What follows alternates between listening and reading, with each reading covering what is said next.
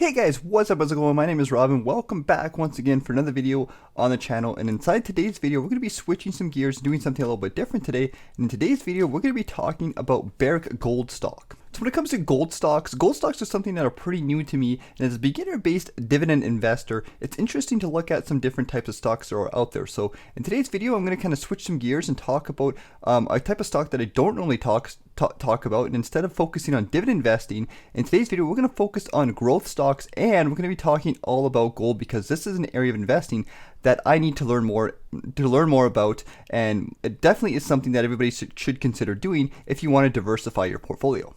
So the big news, if you guys haven't already heard, is that Warren Buffett has recently, over the past couple months, been buying into gold, and he's been buying into none other than a Barrick gold stock. So in today's video, we're going to talk about that. We're going to look at maybe some of the reasons why this is happening. I'm going to look at long term and share with you guys if I'm actually going to be adding gold inside my portfolio. So before we go any further, let's do a brief little introductory about Barrick Gold Corp, and let's talk about the company, and I'll give you guys a quick little introductory on what they do. So for starters, Barrick Gold Corporation is a mining company that produces gold and copper with 16 operating sites in over 13 countries. It is headquartered in Toronto, Ontario, Canada, and has mining operations in Argentina, Canada, Chile, United States, and many more other countries. In 2019, it produced 5.5 million ounces of gold at all-in sustaining costs of $849 an ounce, and is one of the biggest mining companies in the world. Barrick Gold was founded by Peter Monk in 1983, which is over 38 years old. Barrick Gold Corp, at the time of this video, currently trading at $29 on the TSX and trades under the ticker APX on the TSX, but in the US it trades under the ticker GOLD. Barrick Gold Corp currently has a dividend yield of 1.61%, as you guys can see here. And Barrick Gold Corp has actually been a top Canadian gold mining company for many years now. In fact, it's one of the biggest companies in the entire world. So that's why a lot of US based investors are looking into this Canadian based company, because it is one of the biggest ones that are out there. And of course, with the price of gold rising throughout the pandemic when all the stock market went down, it makes a lot of sense why there's a lot of buzz around gold stocks right now. Everybody's talking about gold stocks because they had a pretty good year in 2020. All that said and done, though, as we've seen the stock market kind of rise towards the tail end of 2020, we've also seen gold prices dip a little bit. So this isn't necessarily a bad thing. It just goes to show that, as the stock market kind of recovers, gold will kind of go down, and it seems to have this weird kind of relationship there. So even though gold is still up quite a bit for 2020, we've seen a little bit of a dip into gold prices, and as well as Barrick Gold Stock Corp. So if you're thinking like Warren Buffett and you think that over the next 5 years or so gold stocks are going to go up, then investing in a company like Barrick Gold could be a good buy, especially since it's been dipping over the ends of 2020. It's kind of interesting because I think going into the future, gold prices will, I don't know, I think they might do okay. It's hard to really say. But if a lot of people are predicting that the stock market is going to crash in 2021, then we could probably see the prices of gold rise even further and keep growing. So if that's the case and you think that it's going to happen, then investing into gold stocks like Barrick Corp actually makes a lot of sense. And if we look at the stock price of Barrick Gold Corp over the past 10 years, we can see that in 2010, they were trading at about $50 a share. This is when they were priced the highest, and they've dipped down quite a bit in the past couple years, going to 2013, probably at this lowest point going into 2015. So lots of drops there when everybody sold the stock, and then a little bit of a rise here in 2016. And now the price is slowly starting to get back up a little bit, with a little bit of a dip coming down in towards the end of 2020. So if we look at the grand scheme of things, we could still see that it might be worth buying Barrick Gold stock, especially since it's trading at quite a bit of a low than its high when it was trading at $50 Canadian. And at the end of the day, one of the big reasons why investors hold gold inside their portfolio is simply for defensive and diversification. And this is one of the big reasons why I've been looking into gold in the future, because as my portfolio grows as a Canadian investor, I want to add more diversification inside my portfolio. Now, I'm not too sure if I want to buy too much gold stocks yet, or when I will be buying, but down the line, it looks like gold is a nice little, type of investment to hold just in case if things go rough in the stock market. And over the long term, investors have been buying gold because it generally tends to do quite well. And let's take a little bit of a look at Barrick Gold Corp's financials and their earnings report to see how this company has been doing from an earnings perspective over the past couple of years. So for starters, the company has a market cap of $51 billion.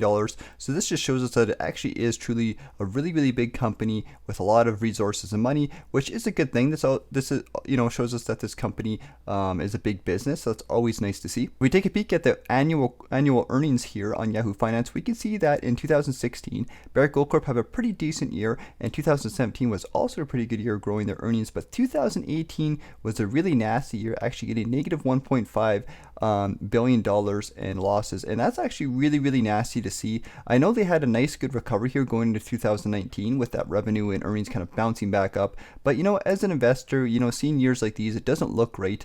So this is just one little thing to keep in mind, but we do see that nice recovery in 2019 and also decent recovery going into 2020. If we look at the quarters here on Yahoo Finance, once again, we can see at the fourth quarter of 2019 was pretty good. The first quarter of 2020 was okay.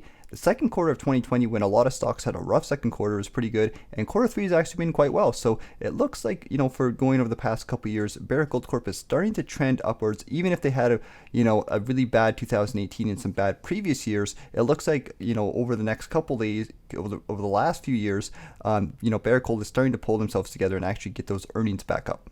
Now, the funny thing about looking at a company like Barrick Gold Corp is it definitely is a growth-based stock, and it definitely has a little bit of risk. Now, I know a lot of people will look at this and say, well, gold has done well over the long term, so where's the risk? Well, there's a lot of risk in the way the company's stock price has been going, as well as things like their dividends and whatnot. And as a dividend investor, I like to look for companies that have a long-term history of growth, good solid growth, a long-term history of a stable dividend, and a long-term history of growing that dividend. That's just the type of investor I am. So when I look at a company like Barrick Gold Corp, there are some things I kind of, some red flags from the past that might affect things in the future. So let's take a look at some of those. So in the past, Barrick Gold Corp had a lot of debt. They had a couple years where their earnings weren't so great, and they also did have a couple years where they cut their dividends. In the early 2012s and the early 2010s, gold took took a really bad hit actually, and the price went down. And I think this is kind of what affected Barrick Gold Corp to not do so well. And they've done things like I said, their stock price went down quite a bit. Their dividend got cut. So these kind of things are some red flags that we, as a normal growth-based dividend investor such as myself, I don't like to see in a company. But the good news is at the end of the day, over the past couple years, this company's kind of picked things up, and we've seen the past couple years that their earnings have increased, their dividend has been a lot more conservative, which is more stable dividend yield, which is good for growth in the future. So the past few years have been okay, but still, if we look at their long-term history, there's still a few little things that I'm not too sure about. So at the end of the day, the funny thing with a company like Barrick Gold is it really just comes down to the price of gold. I think it's one of those companies where, like, if gold prices continue to well, we should see some stock appreciation. We should see some earnings go up. We should see the company do well. But if gold doesn't do well, then we'll also see that negative effect where maybe the stock price will go down. The company will have subpar earnings, and investors won't make a lot of money in the long term. So a stock like this really is dependent on gold prices, and it just really depends on where gold goes over the next 5 to 10 years. At the end of the day, I personally think Barrick Gold Corp is a little bit too risky for me. I would like a long-term company that has long-term growth, long-term dividends, long-term consistent earnings. And I know a lot of you guys are going to be looking at this and going to be saying, well, that's pretty boring, but I'm just a safe type of investor. So I do have some gold inside my portfolio with my Wealthsimple robo-advisor, but when it comes to buying my individual stocks, I'm not buying gold yet because I'm still not too sure how well gold is going to do in the future. So let me know what you guys think about this. Do you think gold is going to go up, or do you think gold is going to go down, and you think it's going to kind of just stay the same? Let me know in the comments below, because I know a lot of you guys are really passionate about gold stocks, and some people just don't really care for gold. So let me know what you guys think in the comments. And at the end of the day, I think Barrick Gold is just a little bit too risky for me to put inside my dividend-based portfolio. Alright guys, so that's it for this video. Hope you guys enjoyed this quick little analysis of a really popular gold-based stock coming out of Canada. So let me know what you guys think in the comments. And if you guys want some more Canadian-based videos to watch, check out my top 3 undervalued Canadian stocks. These are stocks that I would definitely add inside my portfolio. So if you're looking for some stocks that I would like to invest into, check that video out. So hope you guys enjoyed this video. Let me know what you guys think in the comments, and I'll see you guys later.